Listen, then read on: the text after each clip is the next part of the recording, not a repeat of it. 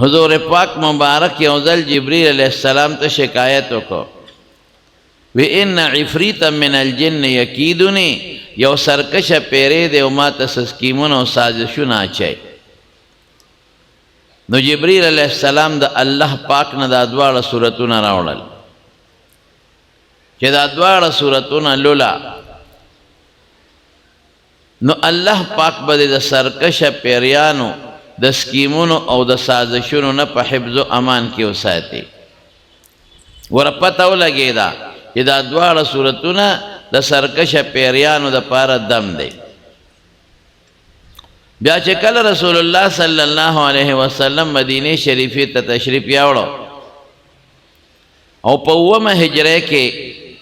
په محرم کې خیبر فتح شو دا خیبر د مدینه منورې نه 160 یا 170 کیلومتر لري دی دا ورته تللی دا د یهودیانو علاقه وه نو د یهودیانو یو منافقو لبیدی نومو د پلار نوم یې اعصومو او په مدینه شریفه کې یو قبیله و بنو زریق دا هغې قبیلې اوسېدونکي و هغه له څه اشرفۍ ورکړې او ته په حضور پاک مبارک جادو کا کوڑا پہ وکا منافقو منافق څه ته وایي منافق دې ته وایي چې په زړه کې کافري او په خولې د اسلام خبرې کوي دې ته منافق وایي منځونه هم کوي او باقاعده دې منافقینو به حضور پاک پسې منځونه هم کول مجلس کې به هم کېناستېدل او جهادونو لام ګورې ورسره تللی دي بعضې نو دې منافقو د زړه نه حضور پاک نو خوښ اوس هم ګورې په دې ځان پوه کې کم سړی چې د زړه نه دین نه خوښ د زړه نه د شریعت حکمونه نه خوښ او د قرآن احکامات د زړه نه نه خوښ او سپک ورته ګوري نو د قرآن او د شریعت چې د قرآن کوم احکامات دي یا د شریعت احکامات دي دې ته چې څوک سپک ګوري دا مسلمان نه دا کافري په خولې به وي مسلمان مونځ به هم کوي ږیره به هم وي روژې به هم وایي زه نیسم صدقې م ورکوم ځان ته مسلمان هم ویم عبدالله ابن ابی خو د حضور پاک سره جهادونه کول باقاعده په جهاد کې شرکت کړی دی قرآن وایي لئن رجعنا الى المدینة لیخرجن الاعز منها الاذل چې کله به موقع منتر نو د پیغمبر علیه السلام او د صحابه سپکه به بیا وي نو په دې به د انسان نه تېروځي مړه خو مونځ کوي روژې نیسي صدقې م ورکوي دا خو د مسلمانانو وطن دی په دې ځان بچ کوي او ځان ته خو کافر نه وایي ځان ته مسلمان وایي خو چې کله د دین د احکاماتو څوک هم توهین کوي او سپک د دین احکاماتو ته ګوري او د الله د کتاب د قرآن شریف د آیتونو چې کوم مفهوم دی آیتونه دي هغې ته د توهین په نظر ګوري دا مسلمان نه دی دا منافق دی د سزا د عامو کافرو نه ډېره خطرناکه ده ان المنافقین لفی الدرک الاسفل من النار دی به د جهنم په هغه لاندې طبقه کې پروتي نو دی منافقو دله پیسې ورکړي جادوګرو نو د په څه طریقه د حضور پاک د سر مبارک اختراع پیدا کړل او لازمه ده چې سر ګمنځئ یو وینځي یا د غلام په ذریعه او په کومه ګمنځ چې به رسول الله مبارک سر ګمنځاو د هغې غاښ امرا پیدا کړل هغې ویښتو له 11 غوټې ورکړې هغه غاښ یې ورسره کړل او د ګنډلو ستنې هم پکې ومنډلې او د کجورې په دې سر کې دا کجوره یو نر یو څه مادهی د نر کجورې سر کې یو غلاف غوندې وي دا غونچک پکې بند دي هغې تې تاو کړل او د شمې د عموم هم تې تاو کړل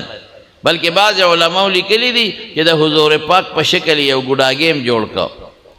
او بیر ذی اروان یو کویو په مدینه شریفه کې هغې کې یو تیږه وه د دې کوی په سر یو تیږه پرتی خلک پې بورقه ږدي چې بورقه د خټو نشي دا هغه تیږې لاندې دا جادو خښ کړ نو په حضور پاک ساسرات شروع شو یو کار به یې کړی او یېر به وایي دا مې جوړ نه دی کړی او یو کار به نو کړي او ير به ته ودا مې جوړ کړي دي داسې درونوالی محسوساو نور دې درمیان کې خپل منځونه کړي دي خپل جهادونه هم کړي دي خپل درسونه هم کړي دي خپل معمولات باقاعده چلولې دي خو یاره وجود به انخته اوس هم خلک وایي دا وجود مې ګنډلې دی د انخته نو اختلاف د علماو شته خو څلوېښت ورځې په حضور پاک سخت اثرات دا جادو شو په حضور پاک د مارونو جادو یو بیماری ده دا په هر انسان راتلی شي د حضور پاک غاښ مبارک په احد کې مات نشو په طائف کې چې کافرانو ظالمانو په کاڼو ویش وجود زخمی شو دا رنګ جادو یو اثر دی دا کیږي د یو څیز نه خدای پیغمبر مبارک محفوظ ساتلی دی والله یعصمک من الناس څوک به دې وجلی نشي دا طاقت به خدای چالم نه ورکوي چې تا څوک مړ کړي د دې حفاظت به د الله کوي لیکن د دې نه علاوه بعض تکلیفات د دنیا دا په پیغمبر راځي یو په خدای دا نه راځي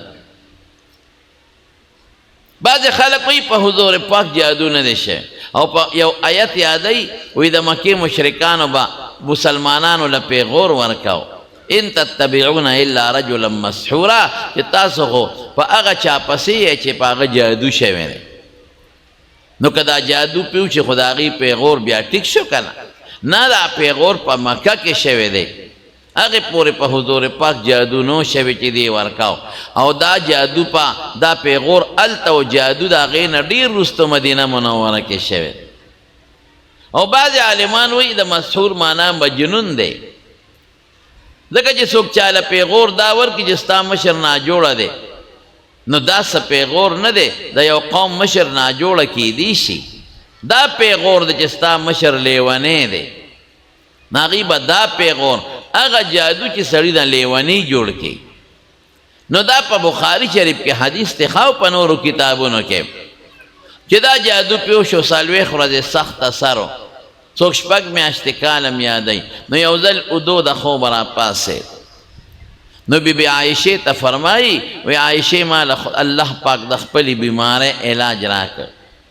وی دوه فرشتې راغلې یو مې سر ته کېناست او یو مې خپو ته کېناست نو یو فرشته د بل نه تپوس کوي ما هذا الرجل په دې سړي څه شوي دی ما بل ورته وی مطبوب سحر پې شوی دی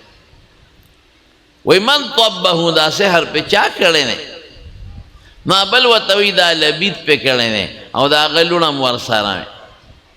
وی دی په څه کې کړی دی وی دی د سر مبارک په ویښتو کې او دغه د ګومنځې غاښې او د ګنډلو ستنې پکې منډلې دی وی دی کوم دی دا جادو ښخ کړی دی وی دا په بیر زیروان کوی کې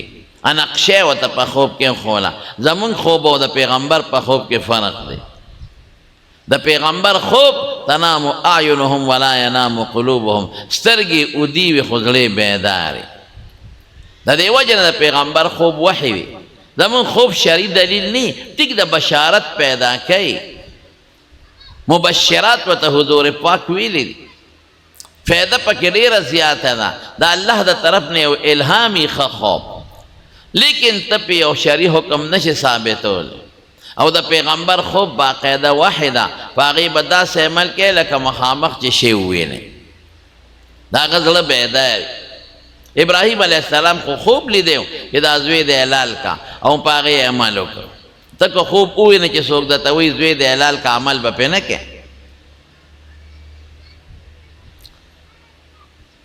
نو عایشې صدیقې ته دا قصه وکړه چې د خوب نه پاسېد نو ځان سره صحابه واغېستل هغه کوي ته لاړ وی دا کوي راته الله خولی په خوب کې ورته نقشه هم خولی نو دا تیږې اوچته کړه نو جادوي ته یې راوویسته نو د شمې موم او د کجورې د سر هغه غلاف یې ته وغورځاو د ګنډلو ستنې هم ته وویستې او د ګومنځ غاښې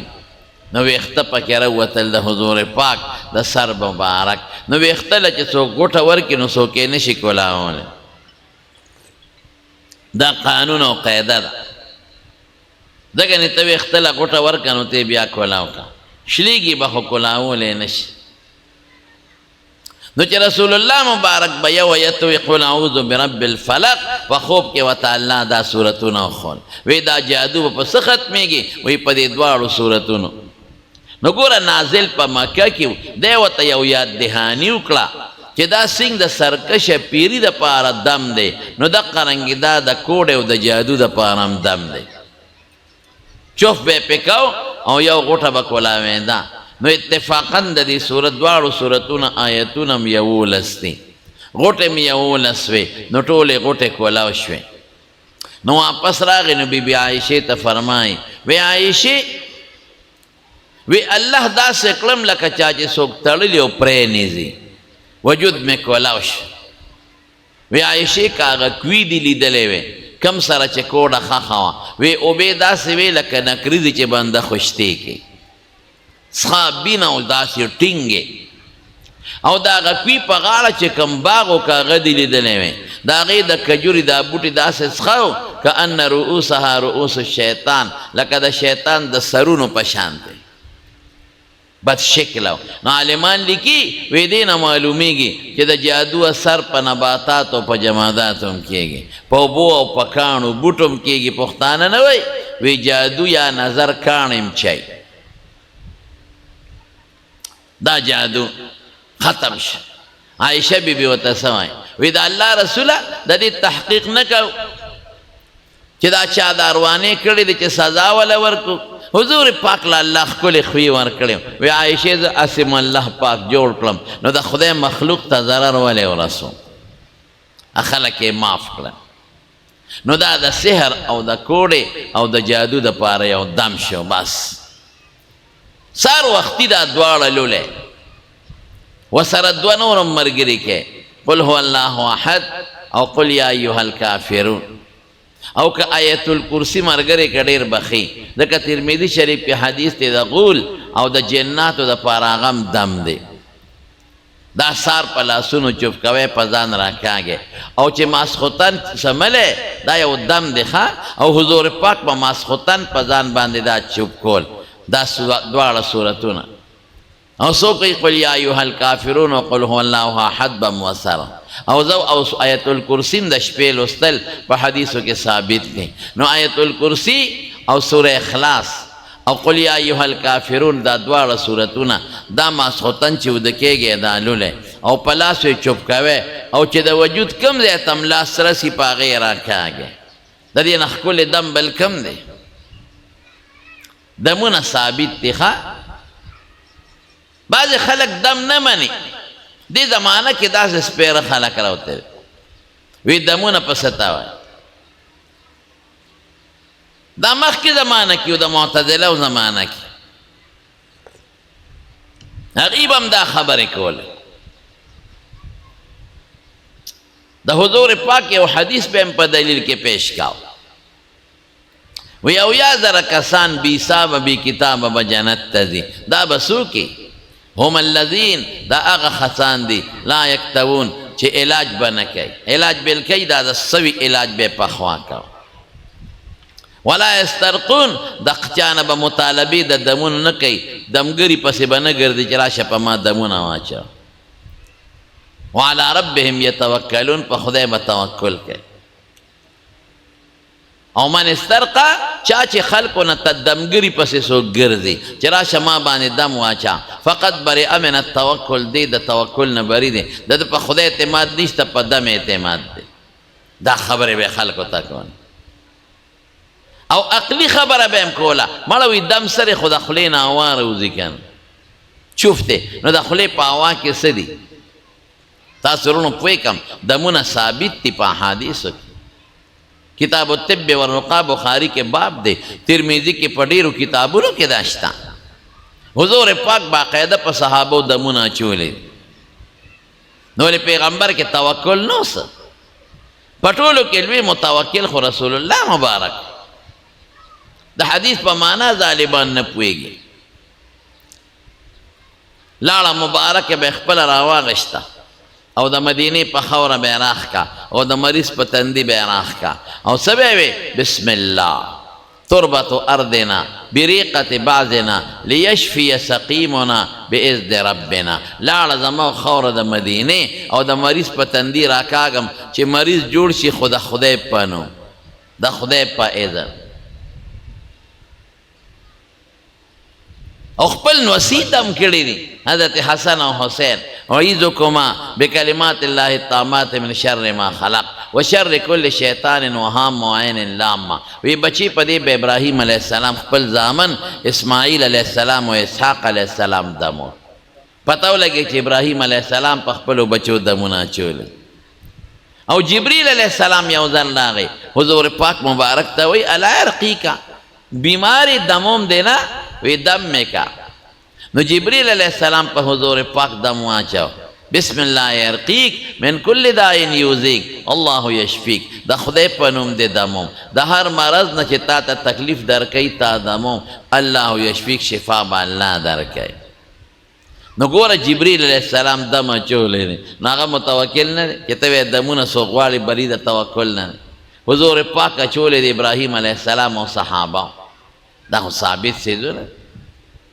دا خبر یو بل شان درته کوم، دې حدیث معنا درته کوم چې څوک دمونه اچي یا دمګرو پسې ګرځي په دې کې توکل نشته. دا هغه دم دی چې دی وی دې دم جوړ کړم، دم ته مؤثر حقیقي وای. یا علاج کوي وی دې علاج جوړ کړم، ډاکټر جوړ کړم. الکه مونږ چې دم استعمالو نو مونږ څه وایو چې دم جوړ کړو، که مونږ وایو چې الله جوړ کړو؟ الله جوړ کړو. دم خو یو سبب دی، په دې سبب کې تاثیر د جوړوالي خو الله پیدا کوي. نو که ته دم ما چوه د توکل خلاف، نو دا تعطیل الاسباب دی. توکل په الله بروسه چې دم استعمال کا، خو دې دم باندې اعتماد مه کوه، دا یو سبب وګڼه. دا نتیجه په دې دم الله را مرتب کوي، تاثیر پکې الله پیدا کوي. کته ډاکټر لاړم ډاکټر جوړ کړم او دې دارو جوړ کړم، نو دا د توکل په الله او نه که په دارو دې وکړل، دا ګناه ده. او کته دې دارو سره جوړ شوم او الله جوړ کړم، نو په خدای دې باور وکړه. ډېر کاره ته به علاج کې او جوړېږي به نه. دغه ډاکټر چې ټول عمر د خلکو علاج کې دا ولې مري، بیماري پرې راشي بیا د ځان علاج نه ورځي. دم جوړول نشي کولی، دا یو سبب دی. په دې دم د جوړولو اثر الله مرتب کوي. عقیدہ بدیسی کہ پدے دم کے شفا اللہ چاہی، دا ڈاکٹر پلاس کے شفا اللہ چاہی، پدے اوبوس کلو کہ دا تند ختمولو دا وجود فیدہ اللہ پہ برابر ہے. اسباب صرف دا سبب پہ حیثیت بالے، نتیجہ پہ اللہ مرتب کئے. دیتا مفضی وی موجب اللہ دے. نو دمونه حضور پاک لکه پیغمبر نه غټ متوکل بلشتا، جبریل نه څوک متوکل بلشتا، ابراهیم علیه السلام نه غټ متوکل بلشتا. نو دمونه ثابت دي. دا د بادشاہ دربار کې پخوا د یو ملا صاحب او د معتزلي مناظره. نو معتزلي وی دم نشته او دغه دلایل وي. ملا صاحب جوابونه ورکول، خو معتزلی او بل دلیل وي. مړوي دم خو د خولې چوپ ته هوا ده، نو په چوپ کې څه زور دی؟ واقعي دی یو سړی غاښ خوږېږي او ته ولې پوکي ورکړې، نو په پوکو خو غاښ نه جوړېږي. پوکې نه پکې ورته ولګه، نو په هغې به ته غاښ ټیک کې ډاکټر له بوځه. یا د هغه په خېټه درد دی او ته ولې وایي چوپ چوپ کې پوکي ورکړې. پوکي نه چې ښه مضبوط ایئر کنډیشن او 15 پکې ورته ولګېم، والله که ته خېټې نه درد وباسي. نو دا خبرې کولې خلک یې ټول په لړزان اچولې. نو ملا صاحب د اهل سنت والجماعت هغه ورته کنځل شروع کړل د بادشاه په دربار کې، ستا ښځه او لور او خور. هغه یې سم وکنځه. نو هغه معتزلي ملا سترګې سرې شوې او رنګ یې زیړ شو، ولې بېعزتي وشوه.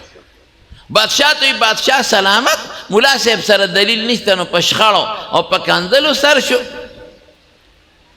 بادشاہ هم غصه شو، وی کوتک ته ګوته سرمن دی وباسه. دا خو تا زما د دربار بېعزتي وکړه چې زما په مجلس کې خلکو ته کنځلې کې، دلیل د سره نشته، نو په کنځلو سر شو. ملا صاحب ورته وی بادشاہ سلامت ولې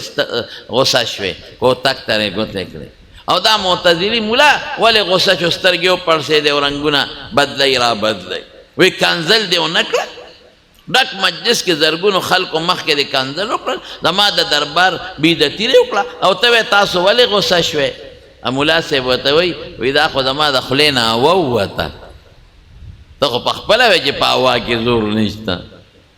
هوا زور دی ولیده دا تش هواني دا دم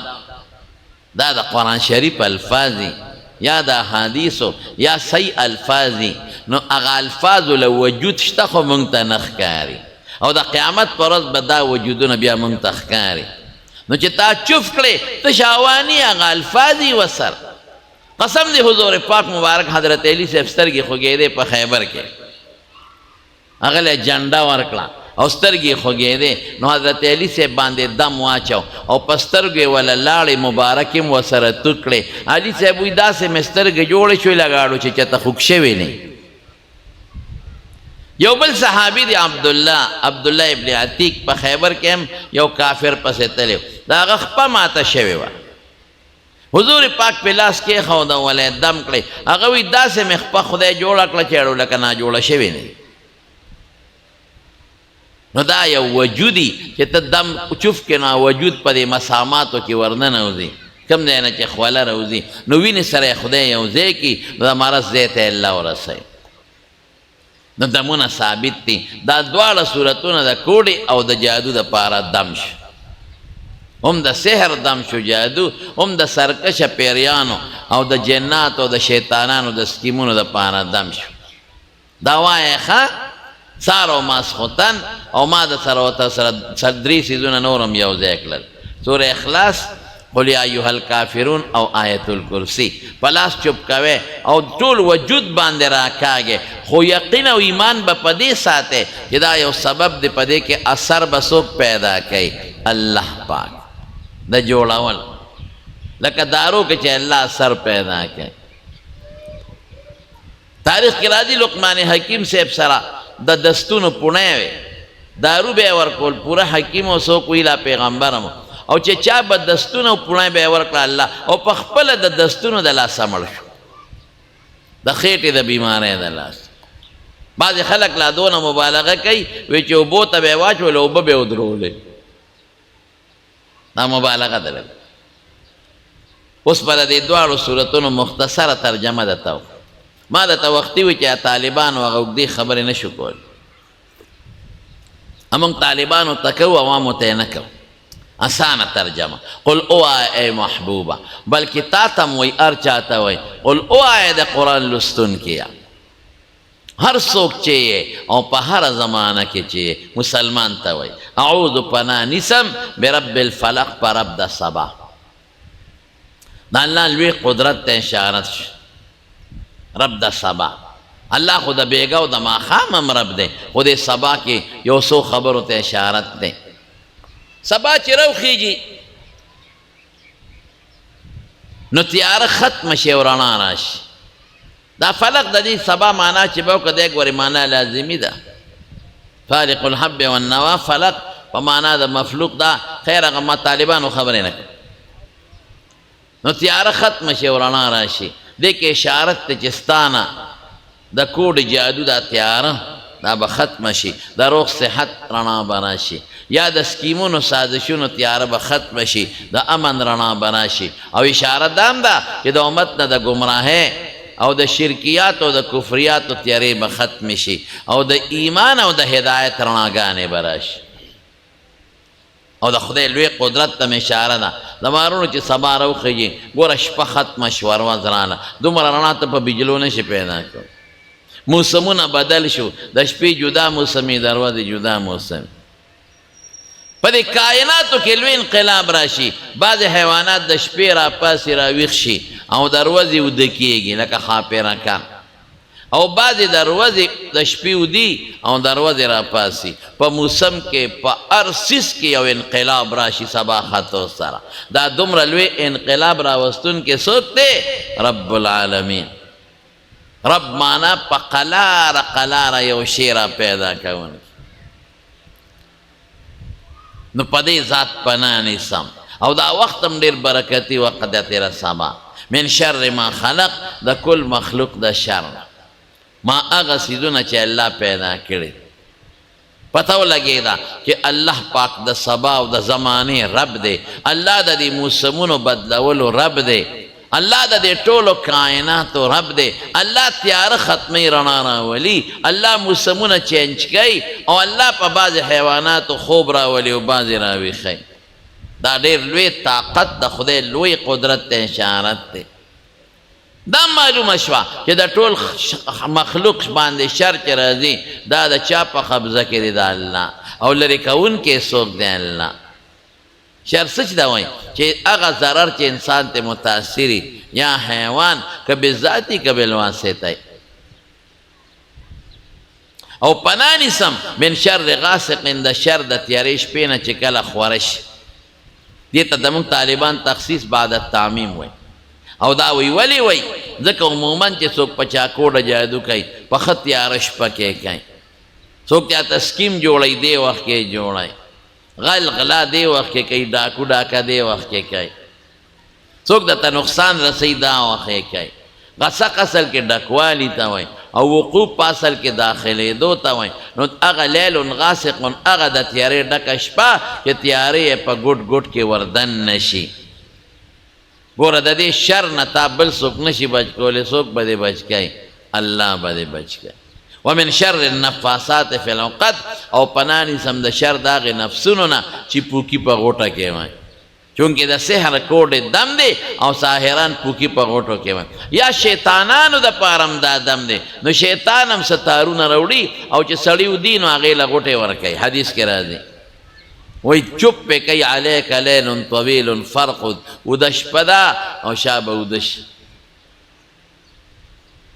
نو دا کوډ سحر او د شیطانانو دم وی دی ځکه تخصیص وکړه. او پناه نیسم د شر د حاسد کینهګر نه اذا حسده چې کینه راښکاره کړي.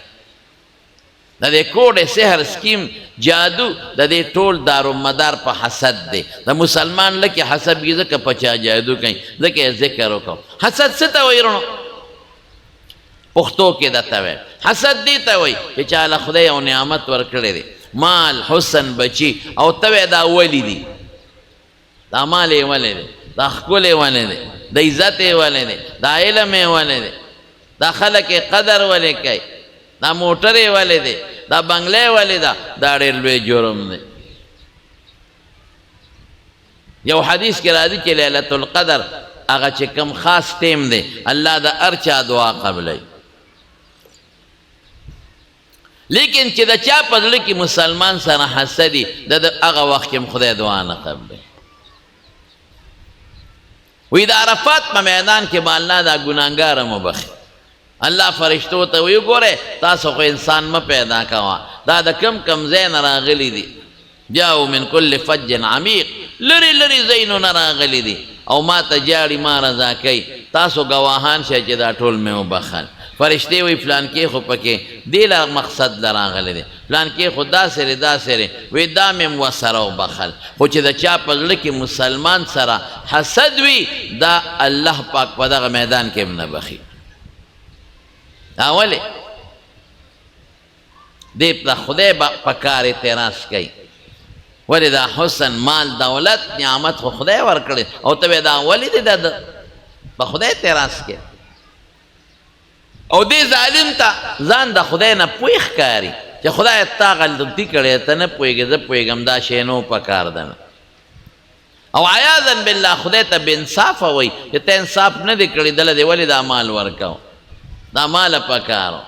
خدای ته دې بې انصافه وي، خدای ته دې ناپویه وي، ظالمه لوی ظلم دی وکړه.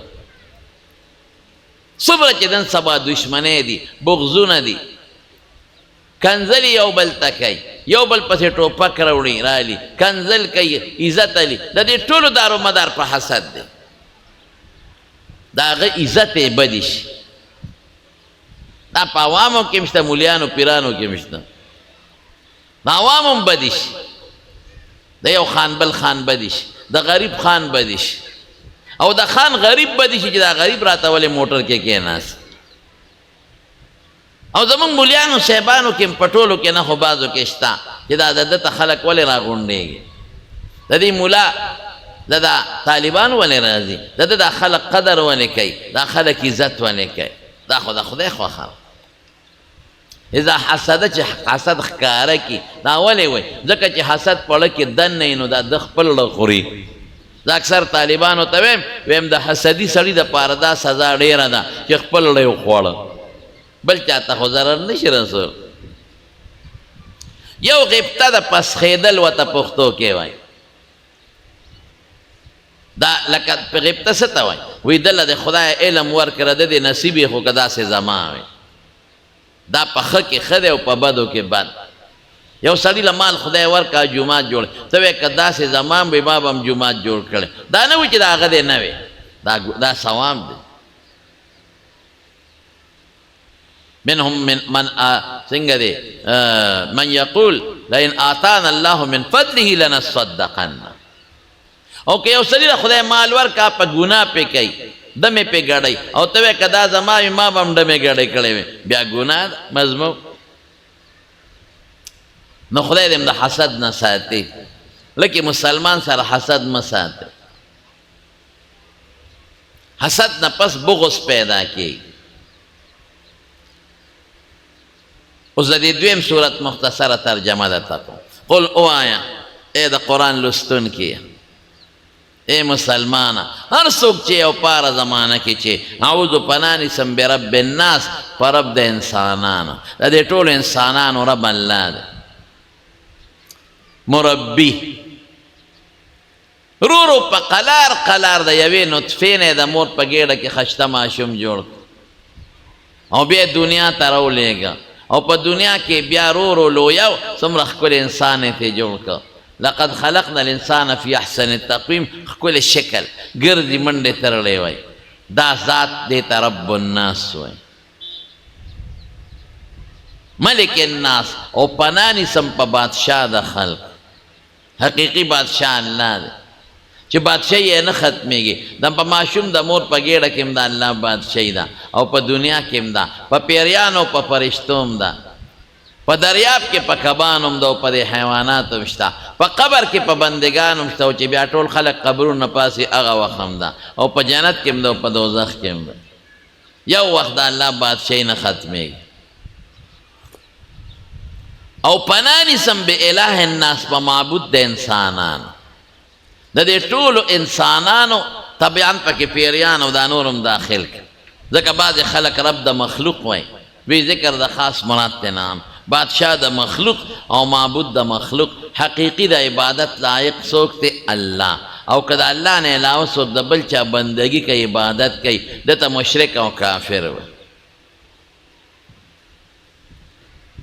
په دې ذات پناه نیسم من شر الوسواس د شر په معنا د موسوس دی د شر د وسوسې چوونکي نه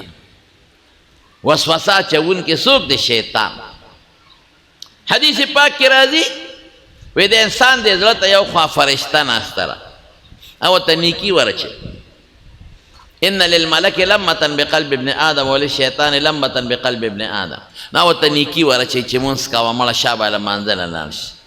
الله اودس وکړه دې فرشتې ته ملهمه وایي او دا نیکي چې هغې ته الهام وایي یو خوا ورته شیطان ناست دی او وایي مړه ماسخوتن به دا مونځ وکړې مړه بیا به یې وکړې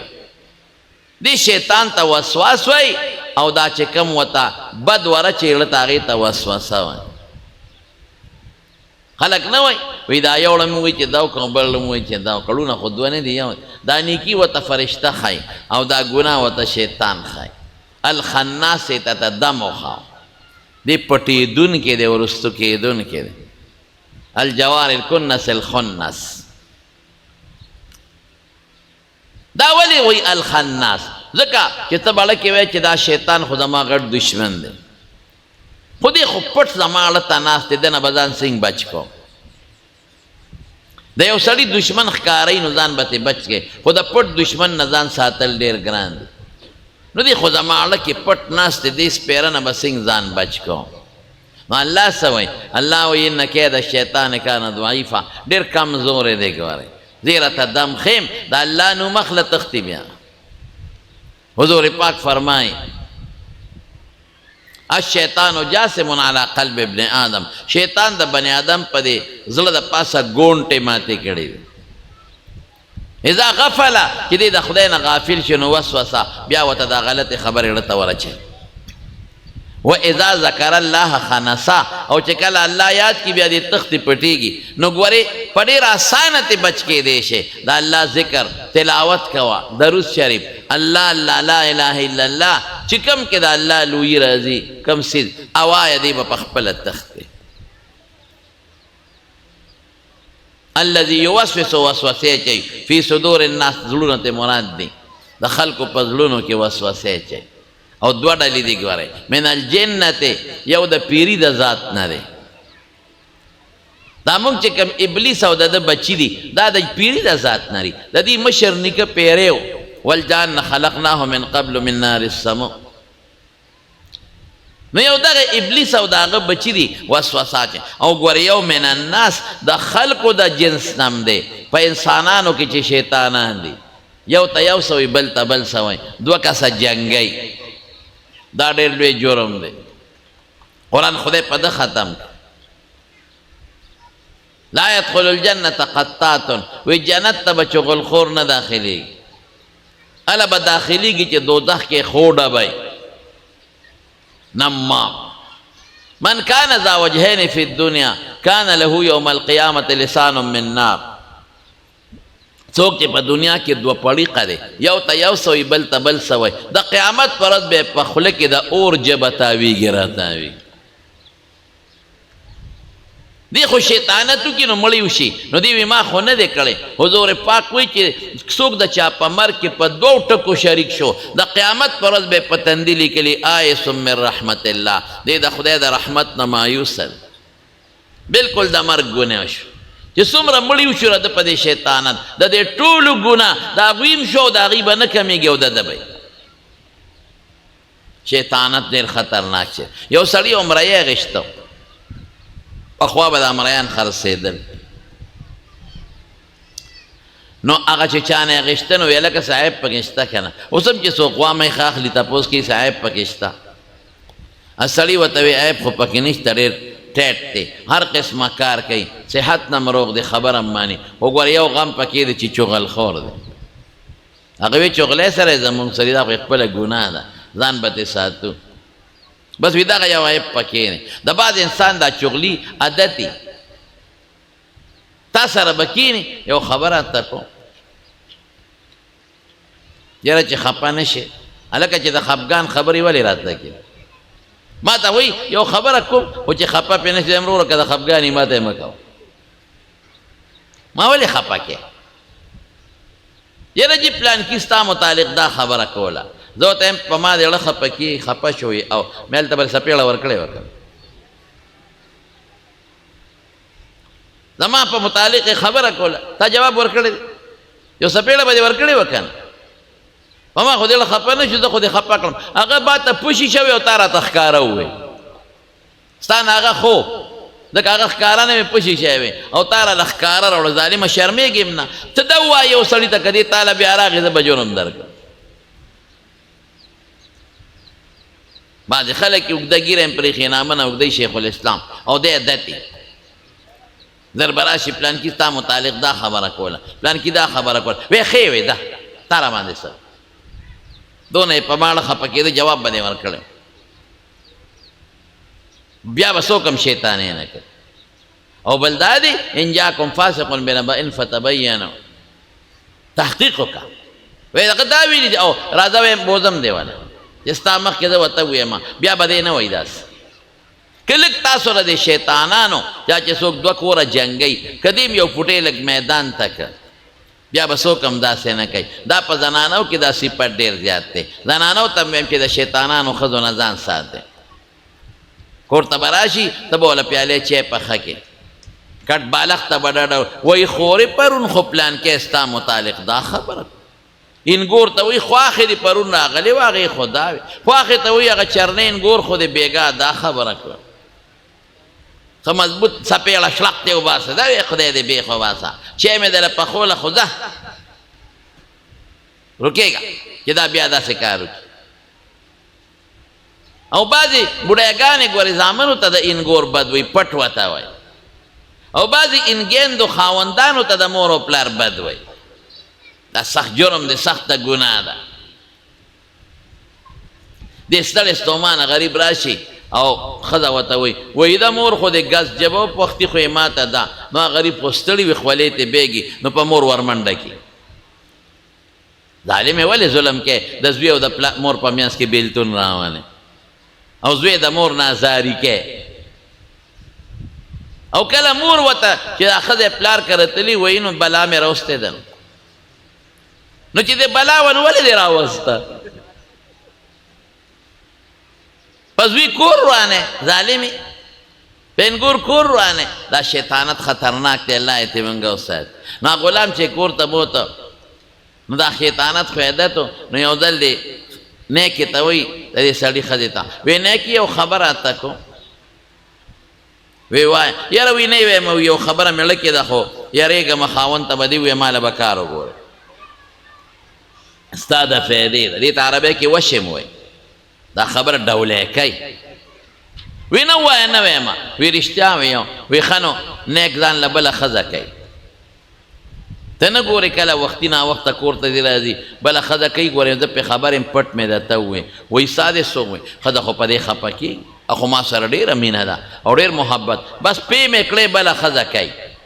خو ما ورته یاد نه کړي وی دا بس کېږي وی دلته یو ملا صاحب دی یو تعویزګر دی تعویز کوي دا اړه به یې تور شي هله شا به څونه پیسې چې غواړي دا الله وکړه وی نه هغه ستا د خاوند د دې غري دا مری باندې چې د ګیرې دا لاندې څه ده په ویښته به تعویز کوي نو وی ویښته ده کم دی نه کم وی دا خو اسانه چې خاوند دې وده شي نو چاړه قینچي راواله او لاندې ته یو دوه ویښته را کټ کړه ما له راکړه زړه به یې تور شي وی یاره دا خو دې خو اخوالان نیک توی نیکا یو خبر آتا کوم سوی یاره نویم تبا نیکی تالوی منگل بکارو گور نه نویم یاره نشم ویلی وای زا خب پتا سویم نیکی بلچا سر لارا دو نندی که سبا دی وجنی دی دا دی سووی اخو زما دیر قدر کئی زما دیر عزت کئی وی بس پی مکلی خو خوب پا بیداره کوا خدای دا سنگا چل دی بدې چې سملاستی ده نو د کټ دی تولی کې په دې بازو سره توره پټه کېښوله ځان یې د قسته اوده کړ ښځه غریبه راله چې دلته نه ویښته کټ کوم چې تعویز وکړي د قسته بس سرې او دا خوا سړي ما ته ټیک ویلی غلام دا خره چې د قسته مې ځان اوده کړی و ګنې اوس په دې حلال کړی ومه بس توره اوچته کړه چې ډس شو ښځه یې وواله مړی کړه بېګونه او بیا منډه کړې د ښځې وروڼو ته ویې راشه خور یې دله مړه کړه هغې رالل او سړی یې په موقع ګیر کړه او مړی کړه دوه مړه شو د شیطان د لاس ته وایې مړی خو پلان کیو که نه د قاتل به ګناه نه کمیږي او تاله به خدای دومره درکړي لکه د هغه چې څومره ده خطرناک شی دی ګوره ته نه ګورې درې مستعاذ بهي دا طالبان وایي هلکه بیا مې طالبانو خبرې شروع بس لنډ به ده ویم چې الله په دې انساني شیطان دا قرآن شریف خدای ختم د دواړو نه به ځان ساتې او په څه به بچ کېږې د الله په ذات منګولې لګوه نو دا مې د قرآن شریف د دواړو صورتونو مختصره ترجمه درته زما وروڼو یو خبره درته کوم چونکې د زنانو مجلس دی نو تاسو ټولو ته دا عرض کوم چې خپلو زنانو ته دین وښایئ مونږ زنانو ته دین نه ښاو دین خو په دین زده کول لازم دی که نه دی به جنت ته نه ځي دی به د دوزخ نه ځان نه بچ کوي که نه یوازې مونږ به جنت ته ځو سړی ښځې به هم ذکر ښځې په اعمالو مکلفې دي او سړی مکلف دی د سړی به دین کم ځای زده کړي ملا صاحب سره به جومات کې کښېني بیټک کې به کښېني په لاره به ترې د مسلې تپوس وکړي جمعه کې به بیان واوري جنازه کې به بیان واوري نو ښځې خو دا کارونه نه شي کولی د قرآن حق چې څنګه په موږ دی دا په ښځو هم دی نو مهرباني وکړئ دا زنانه په د جینکو د مدرسو کې داخله کړي چې علم زده کړي دین او د قرآن شریف تفسیر او ترجمه پې وکړئ دا ټیک ده چې هغه پوره تفسیر زده کول ډېر ګران کار دی څه مسلې خو به زده کړي ما نن دا دوه صورتونو متعلق څه خبرې وکړې نو تاسو که تفسیر پوره نه زده کړئ نو څه خو به هم زده کړي که نه څه فایده هم به حاصله شي که نه نو زنانو باندې قرآن زده کړئ ګورئ د زنانو غېږه خو د لومبۍ مدرسه ده د بچي دپاره نو چې دا دینداری بچې بم دیندار لویږي او چې دا بی دینه پودړی نو بچې بم بی دینه لویږي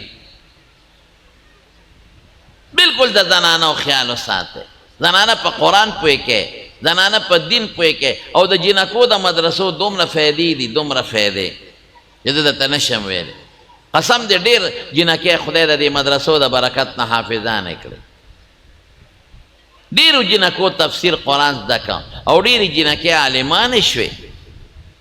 ډېرو جنکو چې پړونه به بد سپک ورته کتل نن په برقو کې ګرځي ډېرو جنکو لاسونو ته دستانې واچولې خپو ته یې جرابې واچولې دا د دیني مدرسو برکت او دا ټول خدمت الله د عالمانو نه اخلي د علماو نه خدای په هر میدان کې کار اخلي